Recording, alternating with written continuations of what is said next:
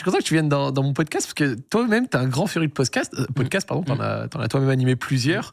Tu avais un podcast sur le cinéma qui s'appelait Parlons Péloche. Ouais. Tu avais un podcast sur le football en tant que supporter lensois qui s'appelait La Fricadelle. On était en Ligue 2 quand je le Alors faisais. que vous étiez en Ligue 2, c'était en 2018, si je ne dis pas de bêtises. Ouais. Tu as eu un autre truc qui s'appelait Vertical Pop que tu as fait sur un média, je crois. Ça, c'était pour Minute Buzz. Je m'occupais de leur En fait, oui, je t'ai parlé humoriste, improvisateur. Mais au moment où j'ai arrêté les tafs classiques, j'étais dans le podcast. Au moment où ça venait de revenir en France.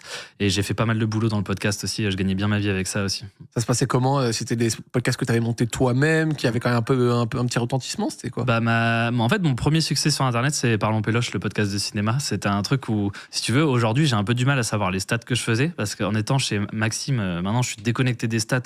Mais c'était vachement bien. C'était un des podcasts cinéma les plus écoutés de France. Et ça sortait tous les 15 jours. J'ai fait plus de 100 numéros. Magnifique. Et c'était un podcast de bande. J'avais ma bande. Et en gros, on prenait un genre cinématographique et on l'analysait, on voyait ce qu'il était devenu dans le cinéma d'aujourd'hui. Mais c'était très marrant aussi. C'était pas... Ouais, c'était pas que sérieux, technico-chiant. C'était assez vulgarisateur. Tu peux ne pas aimer le cinéma à écouter. Et il y avait beaucoup de blagues. Moi, j'écrivais mon texte avec énormément de vannes et tout. Et c'était une bande de potes.